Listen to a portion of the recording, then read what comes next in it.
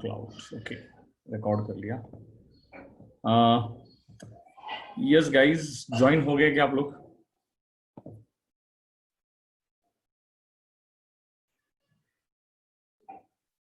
कौन कौन है जरा हाय हेलो लिख के भिजवा बेटा। Am I audible? आवाज आ रही है क्या मेरी? अरे बताओ am I audible? Okay. Atharva Gaikwad, Priya, Rashika, बस आज मुझे लग रहा है 5 ही जन आया। एनीवे चलो अच्छी बात है। मुझे बताओ मैंने लास्ट टाइम जो डिस्कशन किया था मुझे लग रहा है अपॉर्चुनिटी कॉस्ट पे डिस्कशन हो गया था। इस पे डिस्कशन किया था हम लोगों ने। अब एक और डिस्कशन है classification of overheads on the basis of function. Classification of overheads on the basis of function. तो मुझे बता फंक्शन के बेस पे जब हम क्लासिफाई करते हैं ओवरहेड्स का क्लासिफिकेशन अगर बिहेवियर के बेस पे क्लासिफाई करना है तो कैसे क्लासिफाई करेंगे? एक सेकंड होल्ड करना, एक सेकंड होल्ड करना।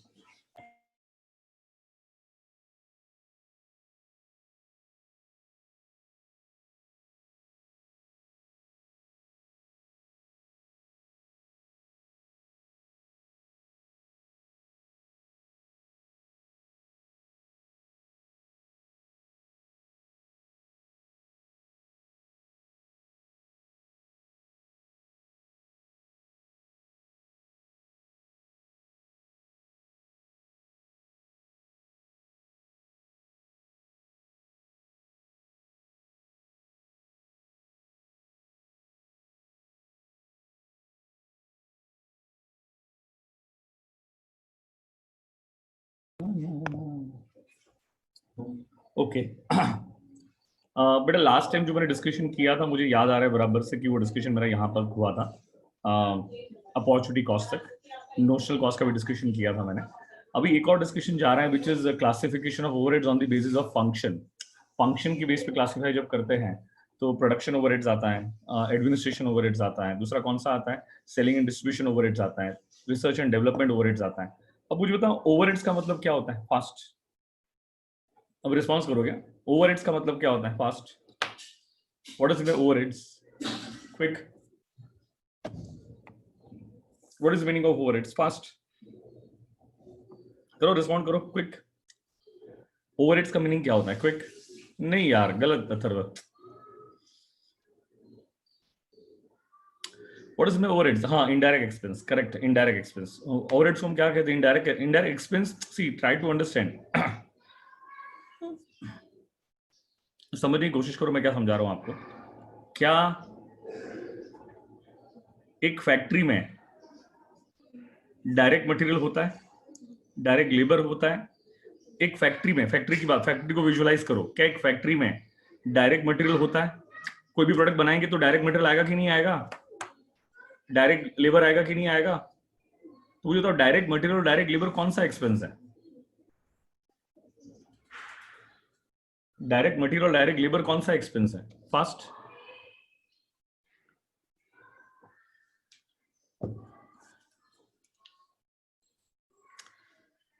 ऐसे ऐसे देखो यार, थोड़ा समझो, समझते हो क्योंकि आज के डिस्कशन पे ये सब बहुत मायने करता है। ये फैक्ट्री है, करेक्ट है? ये ऑफिस है, करेक्ट? ये है आपका सेलिंग एंड डिस्ट्रीब्यूशन डिपार्टमेंट। कौन सा डिपार्टमेंट है? Selling and distribution department. ये फैक्ट्री है, ये एडमिनिस्ट्रेशन डिपार्टमेंट है, ये सेलिंग एंड डिस्ट्रीब्यूशन डिपार्टमेंट है। पहले मुझे बताओ क्या यहाँ पे डायरेक्ट मटेरियल हो सकता है फैक्ट्री में? क्या यहाँ पे डायरेक्ट लेबर हो सकता है? बोलो हाँ या ना। क्या यहाँ पे डायरेक्ट एक्सपेंस आ सकता है? तो क्या यहाँ पे फैक्ट्री ओवरहेड्स हो सकते हैं? जब तक इन बातों को क्लियर नहीं करोगे ना, डिस्कशन आगे समझना बहुत डिफिकल्ट है। मैंने कहा क्या यहाँ पे डायरेक्ट मटेरियल हो सकता है? हो सकता है। डायरेक्ट लेबर हो सकता है? ऑफ कोर्स हो सकता है। डायरेक्ट मटेरियल, डायरेक्ट लेबर, ये कौन सी डायरेक्ट एक्सपेंस कौन सी कॉस्ट है? वेरिएबल कॉस्ट है। और वेरिएबल कॉस्ट का मतलब क्या होता है? Which very proportionately with the change in output. वो आउटपुट के साथ साथ जब प्रोपोर्शनेटली वेरी करता है तो उसे हम कौन सी कॉस्ट कहते हैं? उसे हम वेरिएबल कॉस्ट कहते हैं। कौन सी कॉस्ट कहते हैं? उसे हम वेरिएबल कॉस्ट कहते हैं।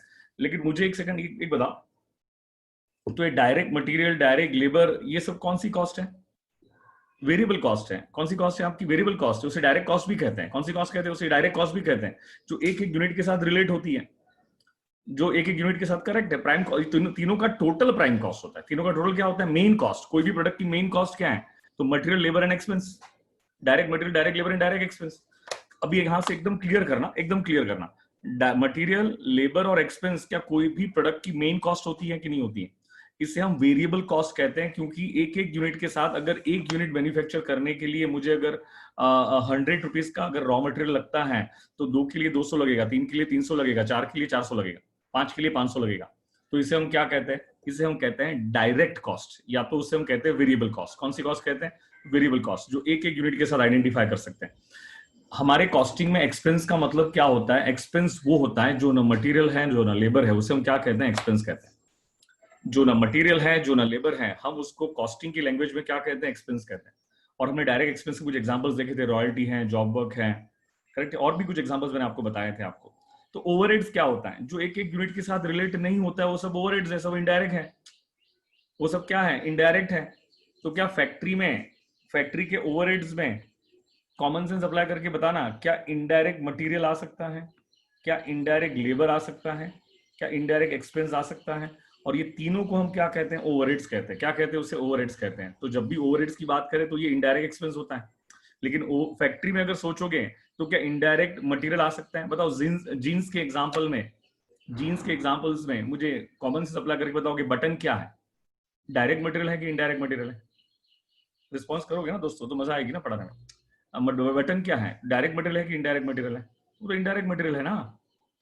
सुपरवाइजर की सैलरी डायरेक्ट है कि इनडायरेक्ट है? ये तो इनडायरेक्ट है। फैक्ट्री का रेंट, फैक्ट्री का रेंट डायरेक्ट है कि इनडायरेक्ट है? ये तो इनडायरेक्ट है। जो एक एक यूनिट के साथ रिलेट नहीं करता है वो सब क्या है? इनडायरेक्ट है। जो एक एक यूनिट के साथ रिलेट करता है वो सब क्या है? डायरेक्ट है। तो बताओ, फैक्ट्री में डायरेक्ट मटेरियल आ सकता है? हाँ आ सकता है। डायरेक्ट लेबर आ सकता है? आ सकता है। क्या डायरेक्ट एक्सपेंस भी हो सकता है? ये बहुत रेयर होता है, डायरेक्ट एक्सपेंस बहुत रेयर होता है। बहुत सारी टेक्स्ट बुक में तो डायरेक्ट एक्सपेंस लिखते ही नहीं है, सिर्फ दो ही कॉस्ट लिखते हैं, direct material, direct labour. Practically direct expense बहुत रेयर होता है, उस वजह से वो लिखते, इग्नोर ही करते हैं उसको, उस वजह से इग्नोर ही करते हैं उसको। तो direct material plus direct labour plus direct expense, ये तीनों मिला के प्राइम कॉस्ट बन जाती है। क्या बन जाती है? आपकी प्राइम कॉस्ट बन जाती है। उसमें हम क्या ऐड करते हैं? उसमें हम फैक्ट्री के ओवरहेड्स ऐड करते हैं। तो ओवरहेड्स का मतलब क्या? जो एक एक यूनिट के साथ आइडेंटिफाई नहीं होगा वो सब ओवरहेड्स है। लेकिन वो ओवरहेड्स में इनडायरेक्ट मटेरियल भी हो सकता है, इनडायरेक्ट लेबर भी हो सकता है, तो इनडायरेक्ट एक्सपेंस भी हो सकता है। अग्रीड? कोई भी कंफ्यूजन इसमें? सबको समझ में आ रहा है क्या? इससे मैं पूरी कॉस्ट शीट समझा देता हूँ आपको, आगे मुझे कॉस्ट शीट ही समझानी है, तो इससे पूरी कॉस्ट शीट का एक्सप्लेनेशन हो जाएगा आपका। तो मुझे तो ये समझ में आया तो धनाधन हाँ बोलोगे? ये समझ में आया तो धनाधन हाँ बोलोगे?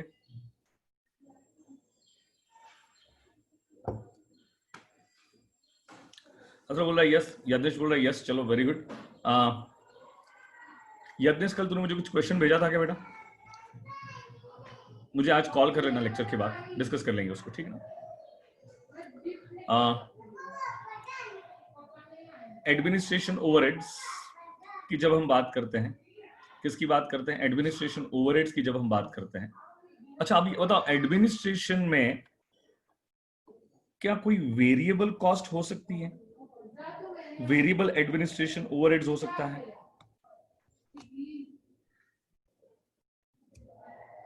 क्या एडमिनिस्ट्रेशन में वेरिएबल एडमिनिस्ट्रेशन ओवरहेड्स हो सकता है?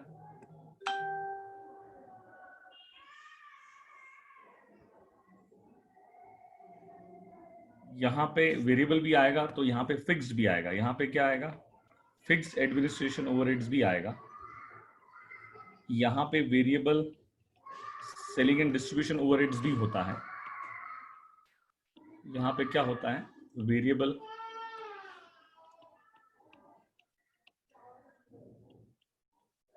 Selling and distribution overheads, fixed selling and distribution overheads भी होता है। बताओगे? मैंने आपसे क्वेश्चन पूछा, क्या यहां पे वेरिएबल एडमिनिस्ट्रेशन ओवरहेड्स, ऑफिस में, जरा ऑफिस को विजुलाइज करके, कॉमन सेंस ही अप्लाई करना है, ऑफिस को विजुलाइज करके मुझे बताओ, क्या ऑफिस में कोई वेरिएबल एक्सपेंस हो सकता है? वेरिएबल का मतलब क्या होगा? जो एक एक यूनिट के साथ आइडेंटिफाई कर सकते हैं, उसे हम क्या कहते हैं? वेरिएबल कहते हैं। वेरिएबल डायरेक्ट कॉस्ट होती है। वेरिएबल कॉस्ट कौन सी होती है? डायरेक्ट होती है बेटा। Direct material plus direct labour plus direct expense, ये कौन सी कॉस्ट हो जाएगी? ये डायरेक्ट कॉस्ट होती है बेटा। टोटल मिला के प्राइम कॉस्ट कहते हैं, कॉस्टिंग की, कॉस्ट शीट की लैंग्वेज में उसको प्राइम कॉस्ट कहते हैं। लेकिन मुझे एक ऐसा कोई एक्सपेंस आइडेंटिफाई करके बताओ।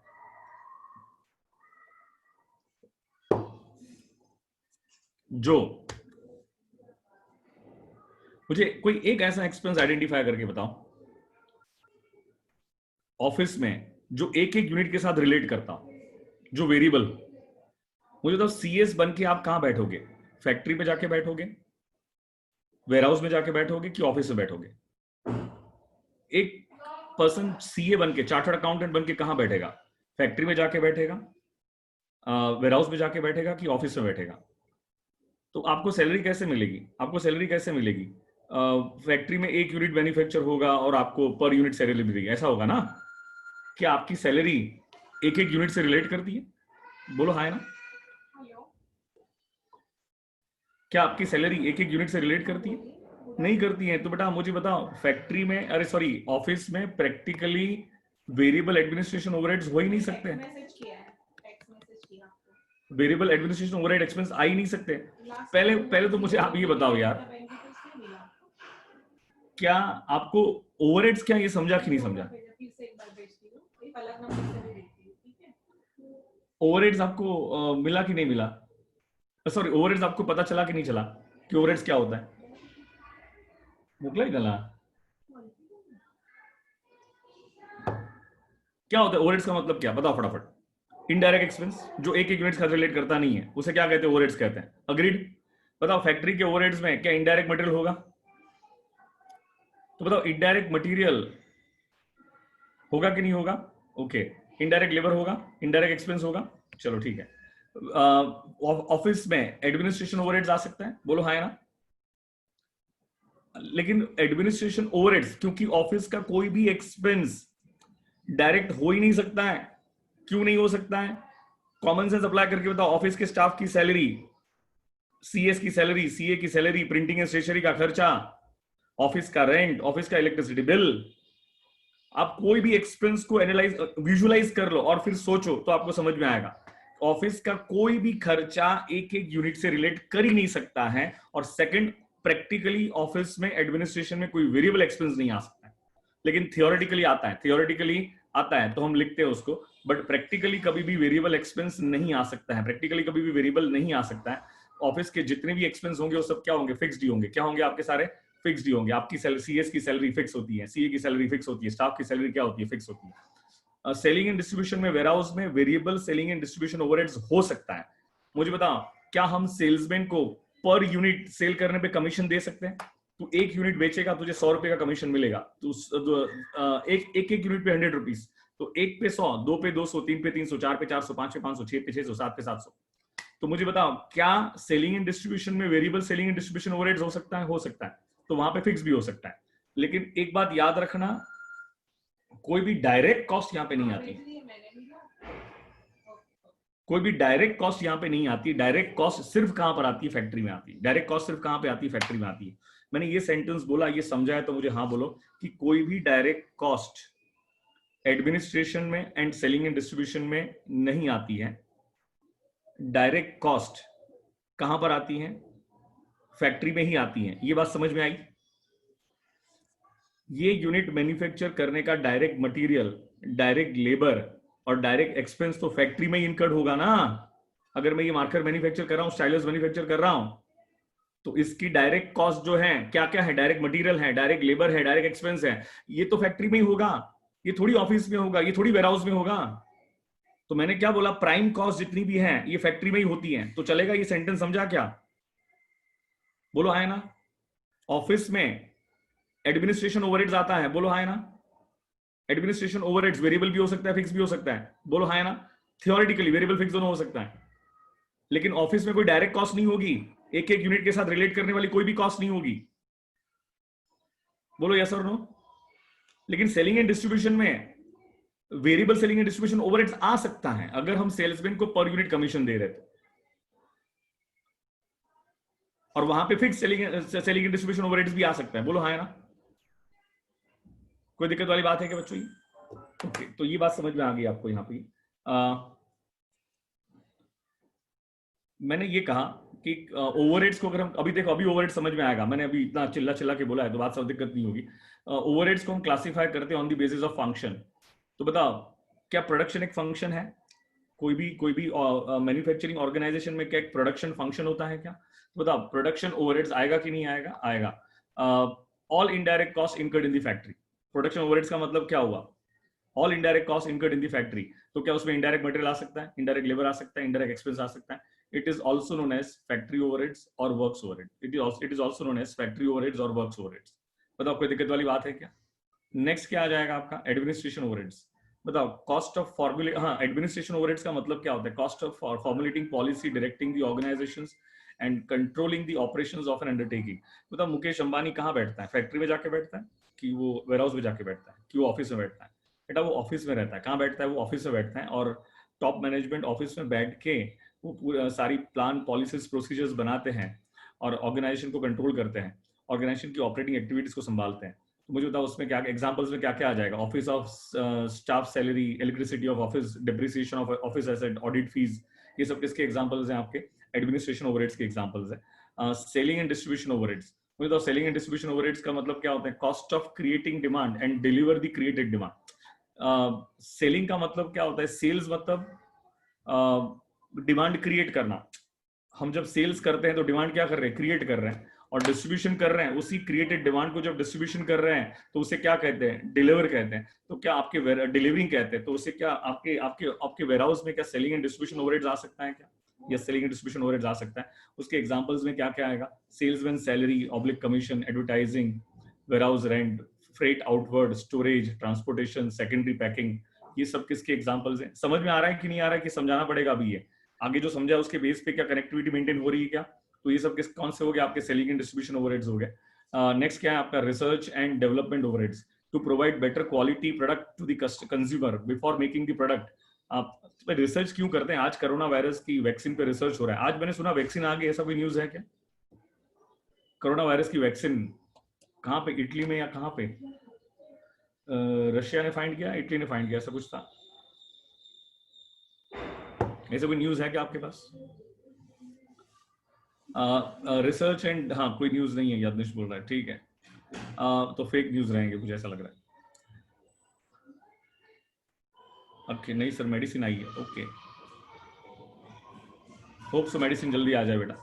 Anyway, research and development overheads मतलब क्या भाई? रिसर्च करने के लिए, रिसर्च करने के लिए जो भी खर्चे होते हैं वो सब क्या, उसे क्या कहते हैं? Research and development overheads, to provide better quality product to the consumer. क्यों करते हैं ये सारे खर्चे? To provide better quality product to the consumers before making the product. जो भी एक्सपेंसेस होते हैं उससे हम क्या कहते हैं? क्या कहते हैं उससे? हम रिसर्च एंड डेवलपमेंट ओवरहेड्स कहते हैं। Classification on the basis of behaviour. क्या आपको ये फिक्स कॉस्ट, वेरिएबल कॉस्ट समझ में आता है क्या? फिक्स कॉस्ट का मतलब क्या होता है? Cost which does not change with the change in level of output. मतलब जो पहले वेरिएबल कॉस्ट की बात करते हैं। Cost which changes proportionately with the change in level of output. Cost which changes proportionately with the change in level of output. जो level of output के साथ प्रोपोर्शनेटली चेंज होता है उसे कौन सी कॉस्ट कहते हैं? वेरिएबल कॉस्ट कहते हैं। अगर मुझे ये स्टाइलस बनाने के लिए पर यूनिट अगर 100 रुपीज का मटेरियल चाहिए तो 1 पे 100, 2 पे 200, 3 पे 300, 4 पे 400, ये जो इंक्रीज हो रहा है ना, इसे प्रोपोर्शनेट इंक्रीज करना कहते हैं। आई hope you get my point clear. हम स्टूडेंट्स को स्टडी मटेरियल देते हैं, तो पर स्टूडेंट्स जो स्टडी मटेरियल की कॉस्ट आती है वो 1000 रुपीज आती है। कितनी आती है? वो 1000 रुपीज आती है। तो पर स्टूडेंट जो स्टडी मटेरियल की कॉस्ट आ रही है वो 1000 रुपीज आ रही है। तो 1 पे 1000, 2 पे 2000, 3 पे 3000, 4 पे 4000, 5 पे 5000। तो ये जो होता है ना, उसे क्या कहते हैं हम लोग? प्रोपोर्शनेटली इंक्रीज करना कहते हैं। अब पहले एक बात कॉमन सेंस अप्लाई करके बताना कि वेरिएबल कॉस्ट अगर एक स्टूडेंट पे 1000 आ रही है तो सेकंड में भी कितनी आएगी? 1000 ही आएगी ना। लेकिन दोनों का टोटल कितना होगा? 2000 होगा। थर्ड पे भी कितनी आएगी? 1000 ही आएगी, लेकिन तीनों का टोटल कितना आएगा? 3000 आएगा।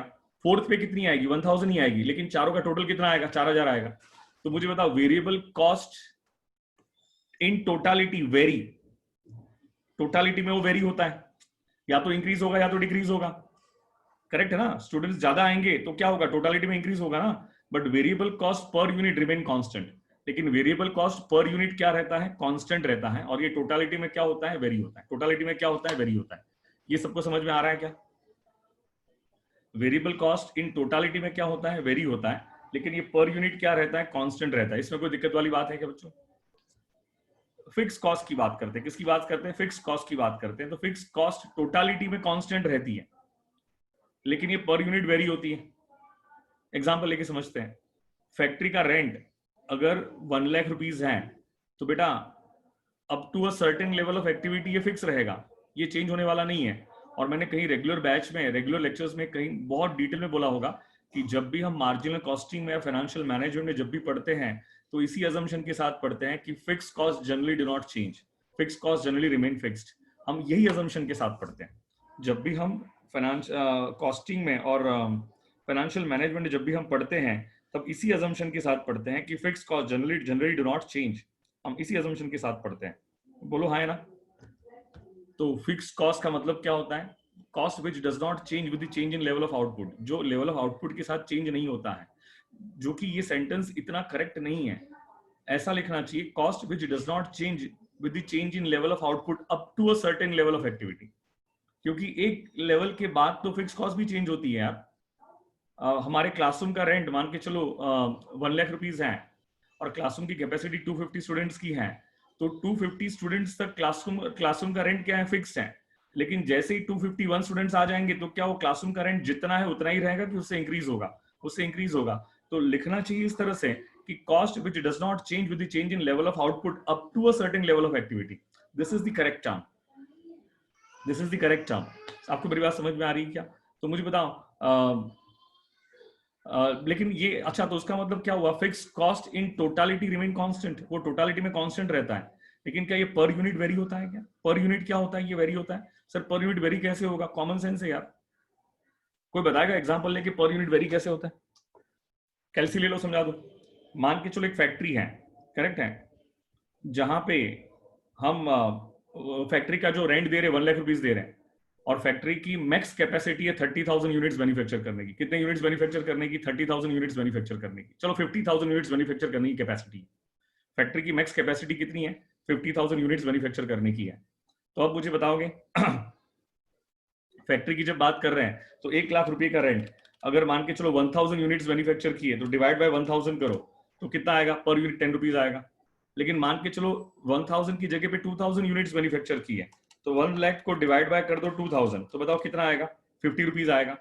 तो आपको नहीं लग रहा है कि जैसे जैसे जैसे जैसे कुछ गलत किया था? 1 लाख डिवाइडेड बाय अगर 1000 करोगे तो कितना आएगा? 100 रुपीज आएगा। कितना आएगा आपका? 100 रुपीज आएगा। आप अगर 1 लाख को डिवाइडेड बाय 2000 यूनिट्स करोगे तो कितना आएगा आपका? 50 रुपीज आएगा। अगर आप 1 लाख को डिवाइडेड बाय 5000 यूनिट्स करोगे तो कितना आएगा आपका? 20 रुपीज आएगा। तो आपको नहीं लगता है कि जैसे जैसे प्रोडक्शन इंक्रीज होगा fix cost per unit decrease होगी? बोलो हाँ है ना। ये बात समझना बहुत जरूरी है बेटा। मैंने क्या बोला, ये समझ में आया क्या? कि fix cost in totality remain constant, वो टोटालिटी में कांस्टेंट रहता है, लेकिन वो पर यूनिट वेरी होता है। पर यूनिट वेरी होता है। वो टोटालिटी में कांस्टेंट रहता है, लेकिन ये पर यूनिट क्या होता है? वेरी होता है। जैसे जैसे प्रोडक्शन इंक्रीज होगा आपकी fix cost per unit decrease होगी, और जैसे जैसे प्रोडक्शन डिक्रीज होगा आपकी fix cost per unit increase होगी। समझ में आया तो फटाफट सभी बच्चे यूनिफॉर्मली हाल बोल के बताएंगे ताकि मैं आगे बढ़ूं, ताकि मैं आगे बढ़ूं फटाफट।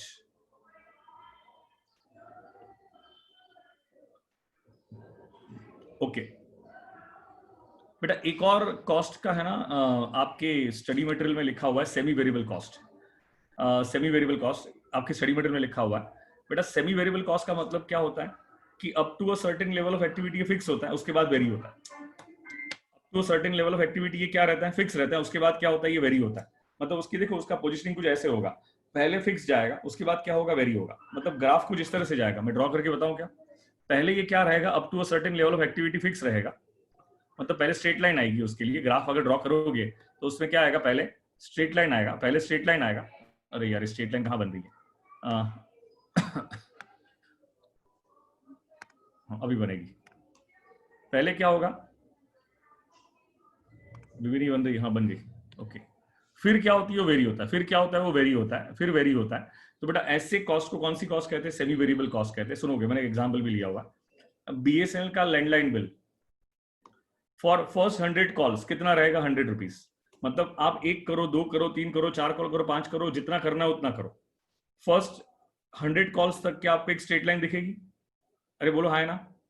उसके बाद after 100 calls for every call 50 पैसा। तो मुझे बताओ 101 कॉल करोगे तो बिल कितना आएगा? 101 कॉल करोगे तो बिल कितना आएगा? 100 रुपीज 50 पैसा आएगा ना, करेक्ट है कि नहीं? तो 101 कॉल करोगे, 100 कॉल तक तो फ्लैट लाइन दिखेगी, लेकिन जैसे जैसे आपका उसके बाद एक एक कॉल बढ़ते जाएगा, क्या आपका बिल बढ़ते हुए चलेगा क्या? बोलो हाँ या ना? आपको समझ में आ रहा है कि नहीं आ रहा है? तो ये था सेमी वेरिएबल कॉस्ट, कि up to a certain level of activity fix रहता है, बाद में क्या होता है, ये वेरी होता है। बाद में क्या होता है, ये वेरी होता है। इसका बेस्ट एग्जांपल था बीएसएनएल लैंडलाइन का। बोल समझ में आया तो हाँ बोलोगे बेटा, नहीं समझ तो ना बोलोगे। ये इसका डिस्कशन आपके स्टडी मटेरियल में है, इसलिए मैंने उसका डिस्कशन कर लिया, ताकि कोई दिक्कत ना हो बेटा, आपको कोई भी कंफ्यूजन ना हो। कोई भी कंफ्यूजन? ओके। कॉस्ट शीट का डिस्कशन मैंने जब एफएफ में वर्किंग कैपिटल मैनेजमेंट पढ़ाया था, वहां पे मैंने कॉस्ट शीट पे डिस्कशन किया था।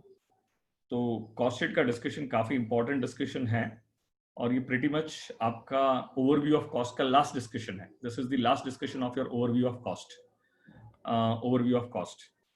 अब सुनना मेरी बात को ध्यान से। पहले किसी को पता है कॉस्ट शीट होता क्या है?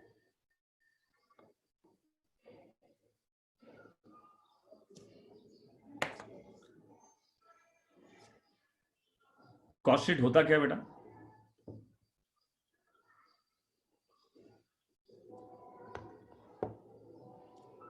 कोई एक्सप्लेन करके बता सकता है कॉस्ट शीट क्या होता है?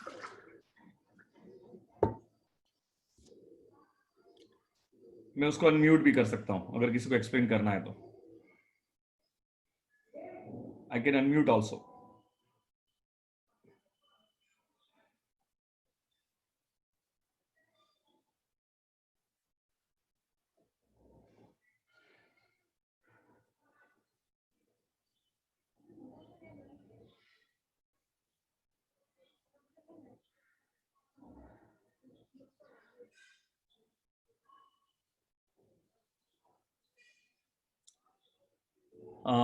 अरे बताओ कॉस्ट शीट होता क्या है भाई? मैंने क्वेश्चन पूछा है, ऐसे क्यों बैठे हो?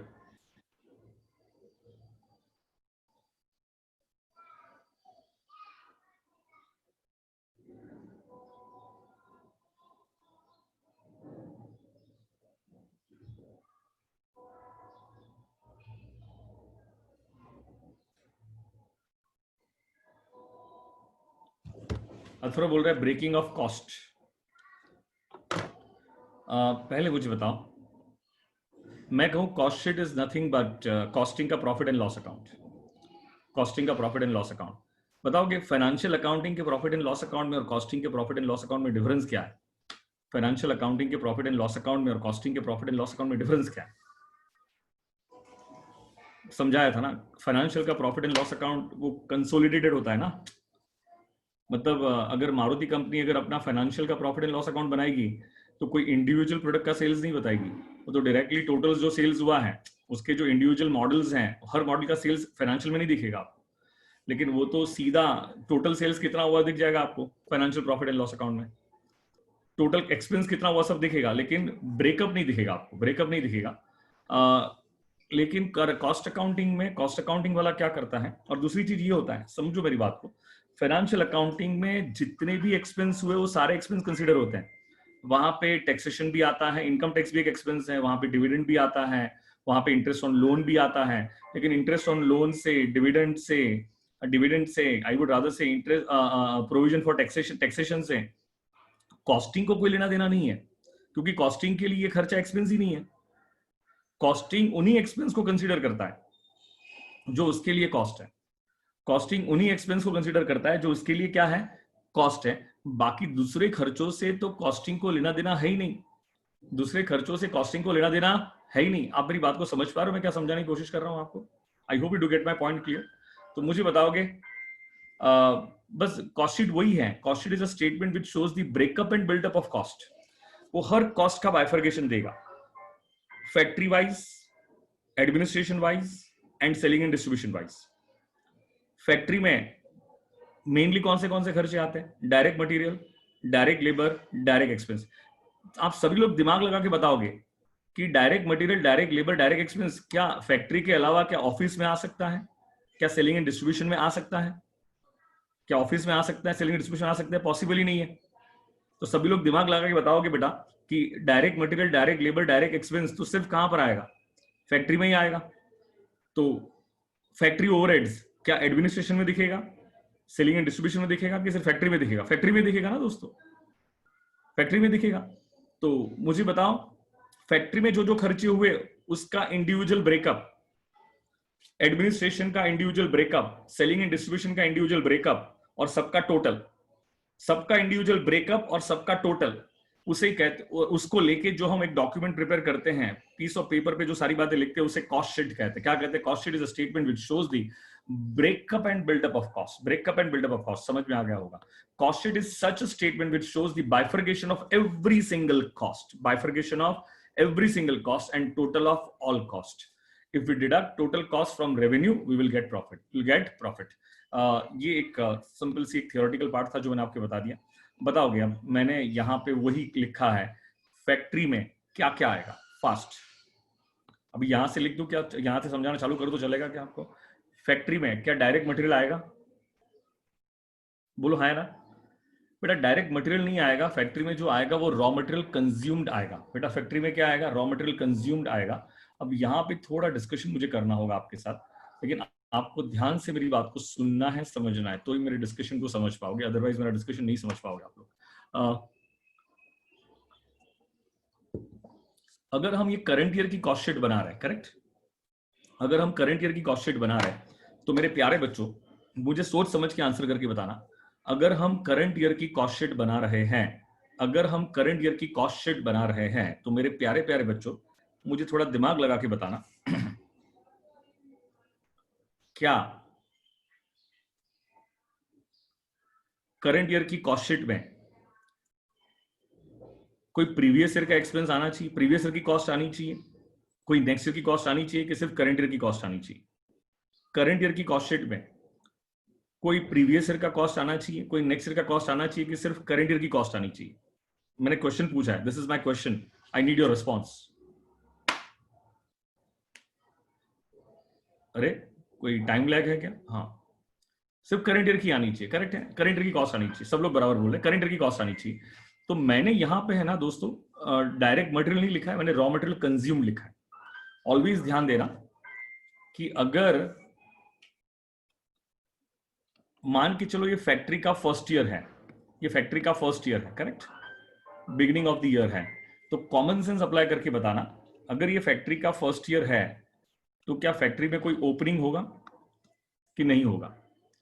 बेटा फैक्ट्री का अगर ये फर्स्ट ईयर है तो फैक्ट्री में कोई भी ओपनिंग नहीं होगा, फैक्ट्री में कोई भी ओपनिंग नहीं होगा। करंट ईयर में रॉ मटेरियल परचेज किया, ऐसे मान लो 1000 यूनिट्स, और क्लोजिंग में अभी भी 200 यूनिट्स है, तो मेरा क्वेश्चन आपसे ये है, करंट ईयर का एक्सपेंस कितने यूनिट्स का, जो आपने परचेज किया वो, कि जो आपने कंज्यूम किया वो? कंज्यूम मतलब यूज किया। मेरे पास अगर मान के चलो 10 चॉकलेट्स हैं और उसमें से मैं 8 चॉकलेट्स खा गया, तो अभी भी खा गया मतलब कंज्यूम कर गया। 8 चॉकलेट्स में क्या कर गया? कंज्यूम कर गया, तो अभी भी 2 चॉकलेट बची ना। मैंने करंट ईयर में 10 चॉकलेट परचेज की, कितनी चॉकलेट्स परचेज की? 10 चॉकलेट, ओपनिंग 0 थी मेरे पास, मैंने 10 चॉकलेट्स परचेज की, क्लोजिंग में 2 चॉकलेट्स है, तो मुझे बताओ करंट ईयर का एक्सपेंस कितनी चॉकलेट्स का होगा? करंट ईयर का एक्सपेंस कितनी चॉकलेट्स का होगा? करंट ईयर का एक्सपेंस कितनी चॉकलेट्स का होगा? 10 चॉकलेट्स का होगा, कि जो कंज्यूम कर गया वो? बेटा 2 चॉकलेट्स तो अभी भी क्लोजिंग स्टॉक में है ना, ये अभी भी खाया ही नहीं है, तो मतलब आपका करंट ईयर का एक्सपेंस जो करंट ईयर का परचेज है वो नहीं है। आपका करंट ईयर का एक्सपेंस क्या है? करंट ईयर का एक्सपेंस 10 में से 2 माइनस करो तो कितना है? 8 चॉकलेट्स का है। आई hope you do get my point clear. ऐसा अगर देखा जाए तो कंज्यूम का फॉर्मूला क्या होता है? Opening stock plus purchase minus closing stock, उसके बाद जो आता है उससे हम कंज्यूम्ड कहते हैं। क्या कहते हैं इसे हम? उसके बाद जो आता है उसे हम क्या कहते हैं? कंज्यूम कहते हैं। इसे हम क्या कहते हैं? कंज्यूम कहते हैं। Opening plus purchase minus closing, opening plus purchase minus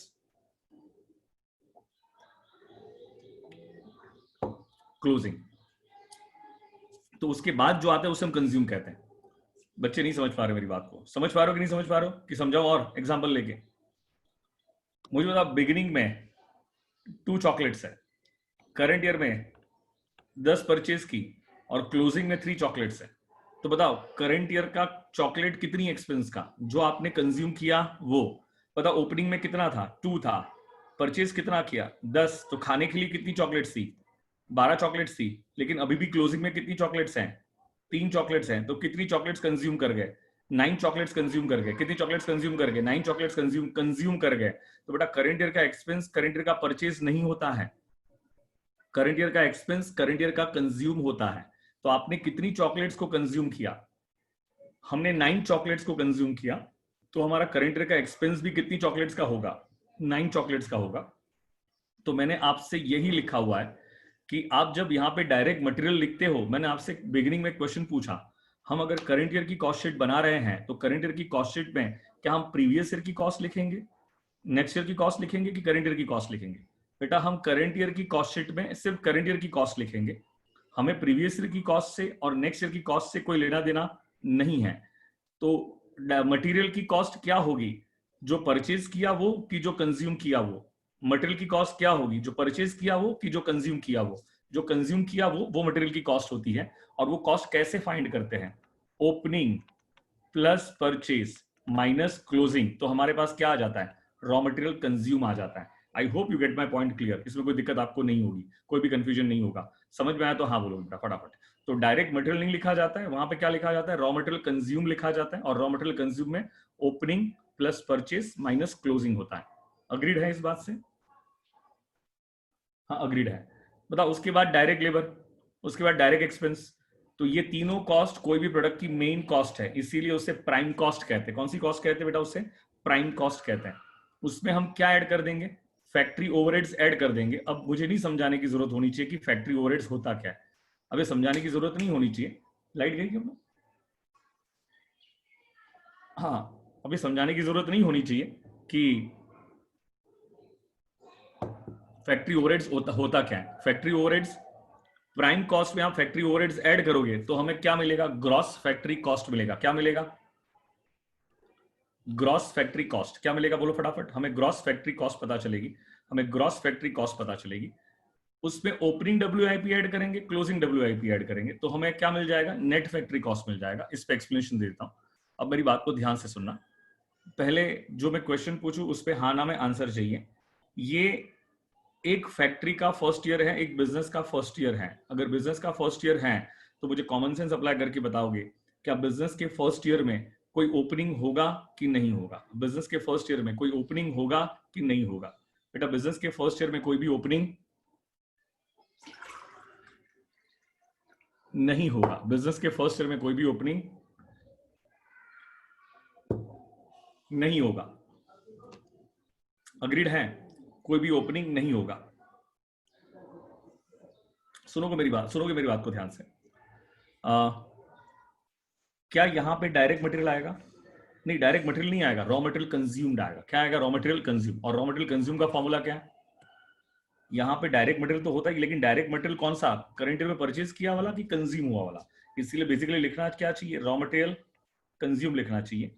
उसमें हम क्या ऐड करेंगे, डायरेक्ट लेबर। उसमें हम क्या ऐड करेंगे, डायरेक्ट एक्सपेंस, जो बहुत रेयर होते हैं, जो बहुत क्या होते हैं, रेयर होते हैं। तब जाके तीनों की कॉस्ट क्या बन जाएगी आपकी, प्राइम कॉस्ट, मेन कॉस्ट बन जाएगी। उसमें क्या ऐड करते हैं, फैक्ट्री ओवरहेड्स ऐड करते हैं। फैक्ट्री ओवरहेड्स का एक और नाम भी है प्रोडक्शन ओवरहेड, इसका एक और नाम भी है वर्क्स ओवरहेड, तो आप कोई भी नाम से बुला सकते हो। फैक्ट्री ओवरहेड ऐड करने के बाद जो अमाउंट आएगा इसे हम क्या कहते हैं, ग्रॉस फैक्ट्री कॉस्ट। बोलो इसे हम क्या कहते हैं, ग्रॉस फैक्ट्री कॉस्ट। ध्यान से मेरी बात सुनना, ध्यान से मेरी बात को सुनना। ग्रॉस फैक्ट्री कॉस्ट का मतलब क्या होता है, करंट ईयर में हमने जितना भी प्रोडक्शन फैक्ट्री में किया उसकी कॉस्ट, करंट ईयर में हमने जितना भी प्रोडक्शन फैक्ट्री में किया उसकी cost.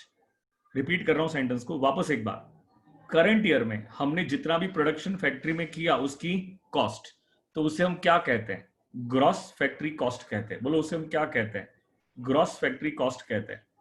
I hope you do get my point clear. मैं जो बोल रहा हूँ ये आपको समझ में आ रहा है, जो मैं बोल रहा हूँ आपको समझ में आ रहा है। तो इसे हम क्या कहते हैं बेटा, ग्रॉस फैक्ट्री कॉस्ट कहते हैं।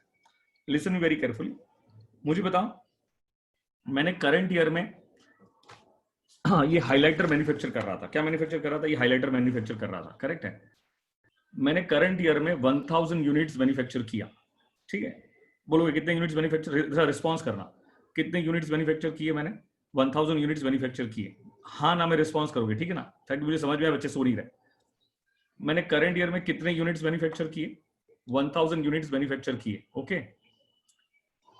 लेकिन इसमें से भी 200 यूनिट्स पे अभी भी प्रिंटिंग बाकी है, कलरिंग करना बाकी था, प्रिंटिंग बाकी था, और 800 यूनिट्स फुल्ली मैन्युफैक्चर्ड थे। 800 यूनिट्स फुल्ली मैन्युफैक्चर्ड थे। तो ये जो कॉस्ट थी ना, ग्रॉस फैक्ट्री कॉस्ट थी, ये कितने यूनिट्स की थी? ये ग्रॉस फैक्ट्री कॉस्ट जो भी रहेगी, बताओ ये कितने यूनिट्स की रहेगी? ये 1000 यूनिट्स की थी, जिसमें से 800 यूनिट्स 100% कंप्लीट थे, जबकि 200 यूनिट्स पार्टली कंप्लीट थे। अभी भी उस पर कुछ काम बाकी था। मुझे बताओगे तो क्या ये 200 यूनिट्स को मैं WIP के नाम से बुला सकता हूं?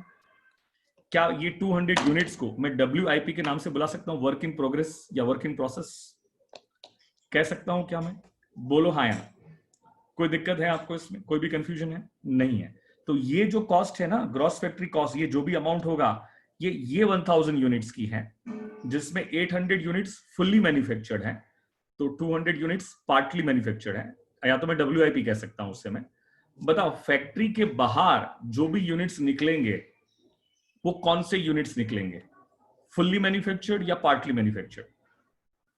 फैक्ट्री के बाहर जो भी यूनिट्स जाएंगे वो कौन से जाएंगे? फुल्ली मैन्युफैक्चर्ड या पार्टली मैन्युफैक्चर्ड?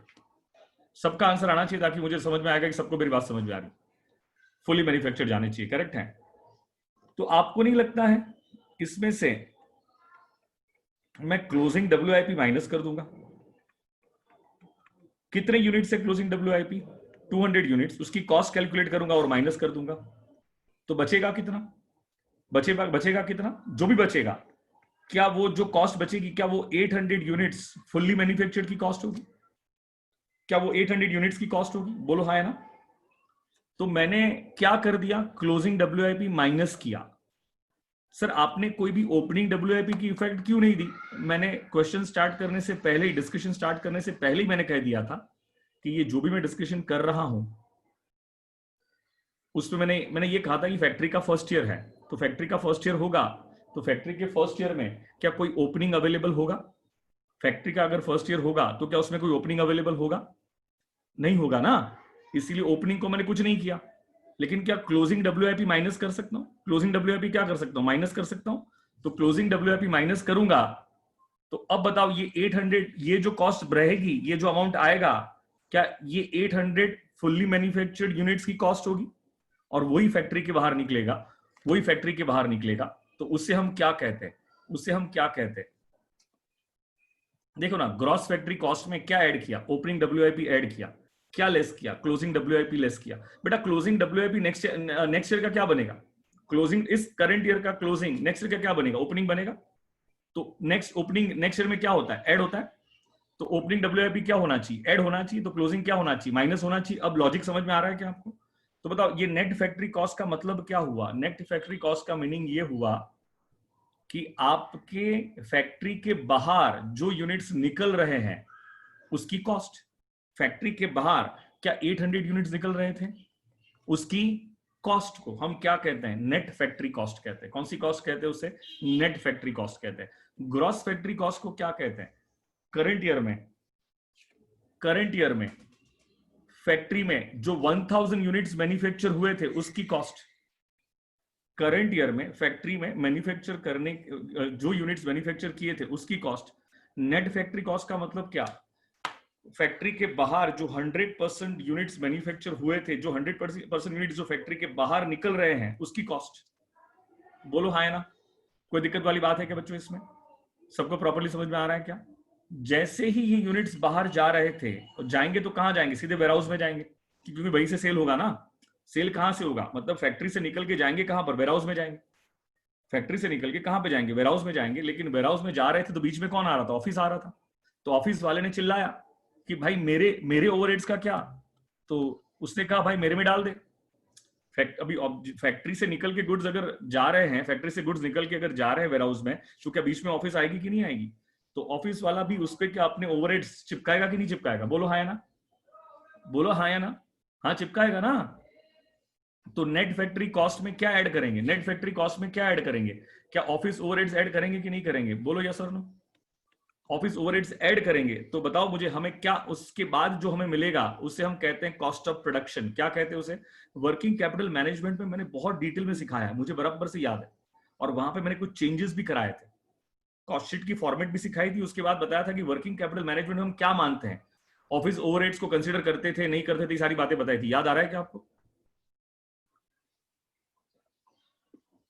लेकिन वो वर्किंग कैपिटल मैनेजमेंट याद रखना है, यहाँ पे याद नहीं रखना है। कॉस्टिंग में तो उसकी फॉर्मेट यही है, कॉस्टिंग में तो इसकी फॉर्मेट यही है। अग्रीड? तो बताओ ऑफिस ओवरहेड्स ऐड कर दिया, उसके बाद जो हमें कॉस्ट मिलती है ओवरहेड्स, अब कोई दिक्कत नहीं है ना आपको? ओवरहेड्स जो बोल रहा हूं उससे कोई दिक्कत तो नहीं, कंफ्यूजन तो नहीं? उससे जो हमें मिलता है, उसके बाद जो हमें मिलता है उसे हम क्या कहते हैं? कॉस्ट ऑफ प्रोडक्शन कहते हैं। क्या कहते हैं उसको हम? कॉस्ट ऑफ प्रोडक्शन कहते हैं। मुझे बताओ, ये यूनिट्स निकल के सीधा कहां पे गए? वेयरहाउस में गए। अब ये तो बिजनेस का फर्स्ट ईयर था ना, बिजनेस का फर्स्ट ईयर था, तो बताओ वेयरहाउस में कोई ओपनिंग होगा कि जीरो होगा? ओपनिंग क्या होगा? जीरो होगा। तो उसमें कितने यूनिट्स प्रोड्यूस होके आए हैं? तो जो प्रोड्यूस होके आए थे मैन्युफैक्चर्ड यूनिट्स क्या 100 थे? तो क्या ओपनिंग में क्या ये 100 यूनिट्स ऐड हो जाएंगे क्या? बोलो हाँ ना। और करंट ईयर में 700 यूनिट सोल्ड आउट हुए। कितने यूनिट सोल्ड आउट हुए? 700 यूनिट सोल्ड आउट हुए। तो बताओ opening plus production minus closing, closing में कितने यूनिट्स थे? 100 यूनिट्स थे। तो कितने यूनिट सेल हो गए? 700 यूनिट सेल हो गए। अरे समझ रहे हो कि नहीं समझ रहे हो? 700 यूनिट सोल्ड आउट हुआ, उसका मतलब क्या 100 अभी भी क्लोजिंग स्टॉक में होगा? अरे बोलो यस और नो।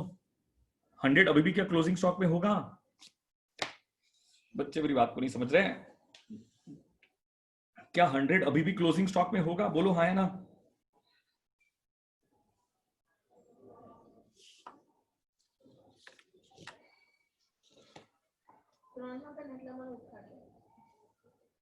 मारा सुई गिरे सके। अरे यस और नो। क्योंकि जब यहां फैक्ट्री से निकल के 800 यूनिट जब जा रहे थे तब तो ओपनिंग जीरो था, तो जीरो में अगर 800 ऐड होगा तो 800 हो जाएगा, क्लोजिंग माइनस करेंगे तो क्या 700 सोल्ड आउट हो गया? अब देखो क्या लिखा है मैंने यहाँ पर, कॉस्ट ऑफ प्रोडक्शन में क्या ऐड किया? Opening stock of finish goods. जो फैक्ट्री से निकल के आया था क्या उसमें ओपनिंग ऐड होना चाहिए? तो क्लोजिंग क्या होना चाहिए? माइनस। ओपनिंग जीरो था तो जीरो ऐड कर दिया ना, जीरो ऐड करोगे तो वही नंबर रहेगा आपका। ओपनिंग जीरो था तो जीरो ऐड कर दिया, उसमें से क्या माइनस कर दिया? क्लोजिंग माइनस किया। तो जो बचेगा उससे हम क्या कहेंगे? Cost of goods sold. क्या कहेंगे बेटा उससे? Cost of goods sold. मतलब जो गुड्स सोल्ड आउट हुआ उसकी कॉस्ट। तो बताओ वेयरहाउस से जो बाहर निकलेंगे, कितने यूनिट्स बाहर निकले? 700 यूनिट्स बाहर निकले, और उसकी जो कॉस्ट होगी उसकी भी एक कॉस्ट आएगी ना, तो उसकी कॉस्ट को हम कहेंगे कॉस्ट ऑफ गुड्स सोल्ड। जो गुड्स सोल्ड आउट हुआ उसकी कॉस्ट। जो गुड्स, कितने यूनिट सोल्ड आउट हो रहे हैं? 700 यूनिट्स, क्या उसकी भी एक कॉस्ट होगी ना दोस्तों? जब कॉस्ट शीट बनाएंगे तो उसकी भी कॉस्ट आएगी बेटा। तो जो 700 यूनिट सोल्ड आउट हुआ उसकी कॉस्ट, उसकी कॉस्ट, उसे क्या कहते हैं? सीओजीएस कहते हैं। क्या कहते हैं इसे? सीओजीएस कहते हैं। तो सीओजीएस का मतलब क्या होता है? Cost of goods sold. बताओ सेलिंग एंड डिस्ट्रीब्यूशन का खर्चा कौन से यूनिट्स पे चार्ज करोगे? जो यूनिट्स अभी भी वेयरहाउस में है उस पे, जो यूनिट्स अभी भी क्लोजिंग में है उस पे सेलिंग का खर्चा चार्ज होता है, सेलिंग एंड डिस्ट्रीब्यूशन का खर्चा चार्ज होता है, कि जो सेल हो रहे हैं उस पे होता है? सोचो ना, आपका सेलिंग एंड डिस्ट्रीब्यूशन का खर्चा किस पे चार्ज होता है? कि जो अभी भी वेयरहाउस में है उस पे? आपका ट्रांसपोर्टेशन का खर्चा, सेकेंडरी पैकिंग का खर्चा, ये सब किस पे आता है? जो वेयरहाउस में है उस पे, कि जो सेल हो रहे हैं उस पे? जो सेल हो रहे हैं उस पे। तो क्या उसमें क्या हम selling and distribution overheads add कर देंगे क्या?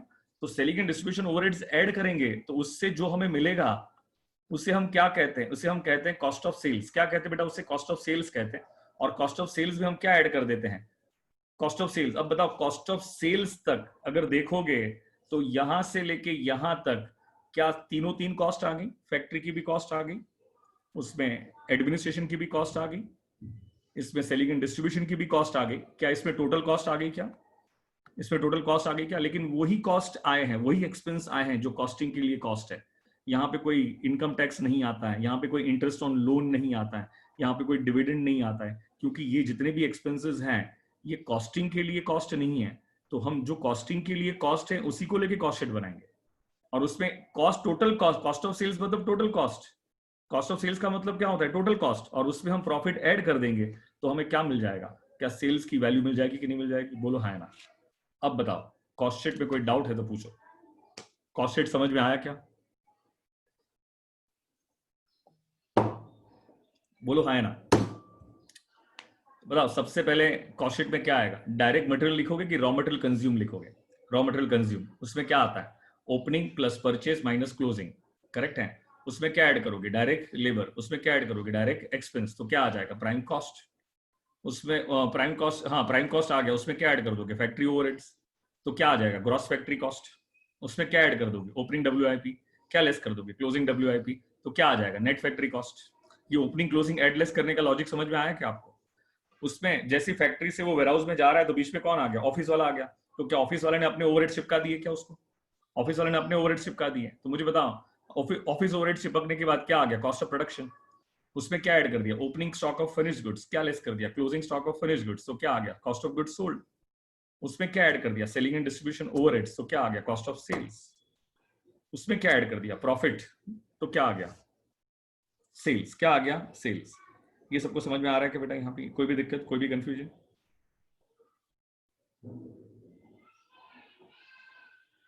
बोलो हाँ है ना, अग्रीड हो गया। तो आपका ओवरव्यू ऑफ कॉस्ट जो था ना, ये खत्म हो गया।